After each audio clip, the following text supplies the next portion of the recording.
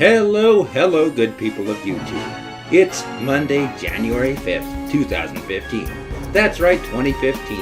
And this is my first video of the year, so let me start off by saying Happy New Year. I'm your host, Wolf Tiger, with another exciting episode of The Things That Make You Go, the series that takes an editorial, and sometimes sarcastic, look at the realm of video games and technology. So let's get started, shall we? So, what are we going to talk about today? Well, it seems that Sony has officially announced the launch date of the PlayStation Now network. As of January 13th, you'll be able to play the PlayStation 3 library on all of your devices for the cost of $20 a month. That's right, $20 a month gets you the PlayStation 3 library on all of your devices. The problem? There's only about 100 games available right now, and that cost is still $20 a month. Let me get you more details on this story. Sony will launch its PlayStation Now subscription program in North America on January 13th, the corporation has announced. The service gives customers access to an online library of more than 100 PlayStation 3 games, which can be streamed to various Sony devices such as Smart TVs, Sony Xperia smartphones, PS Vitas, and consoles. For now, the subscription service is only available to those with a PlayStation 4, though Sony says access will be open to other devices soon.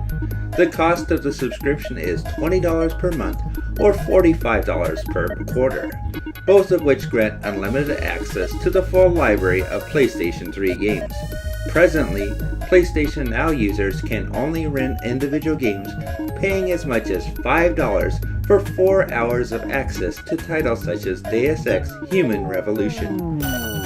Alright, in summary, we're talking about paying $20 a month for the entire PlayStation 3 library. Well, not exactly the entire library. About 100 games now, and more to be added later.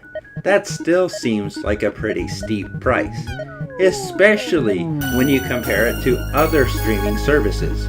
Services like Netflix, Amazon Prime, you get hundreds, if not thousands of movies for about $9 a month.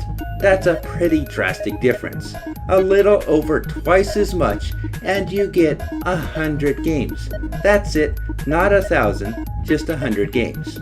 To top it off, most of these games have been around for a long time, and you're still paying top-end price for games that you've seen and played over the years. I understand that a lot of people have nostalgia about these games, but still, paying that much for access to this library just doesn't make sense.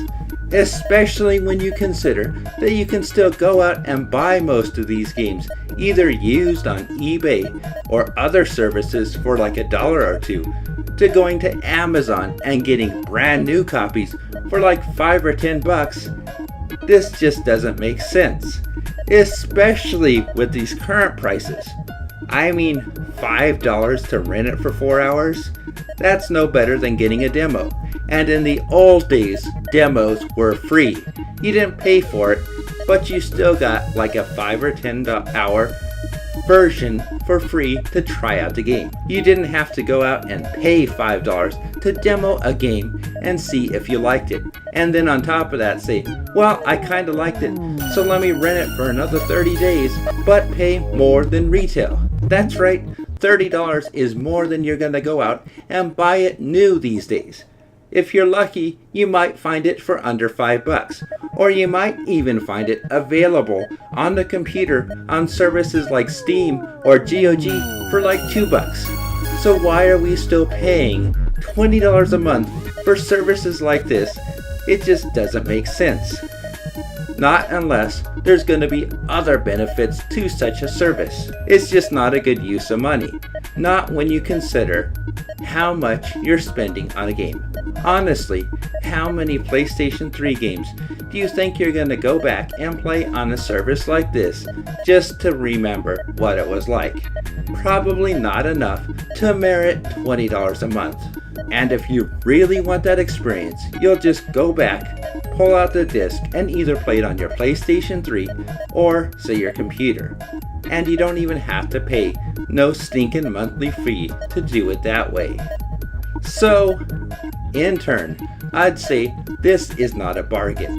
Sony, if you really want this PlayStation now to work, you're gonna have to work a lot harder and improve the service. I mean, sure, it's early at launch and things may change over time, but I don't predict a whole lot of people are gonna take advantage of such a deal until either the price drops or a whole lot of bonuses kick in for using this service. Hopefully that price will come down, or we just might see companies like Netflix or Amazon put their foot in the door and say we're going to offer a similar service for a lower price. But that's all just speculation, and we'll just have to wait and see how this turns out. As always, we'll keep our eyes open and see what happens next. That's all for now. Peace out.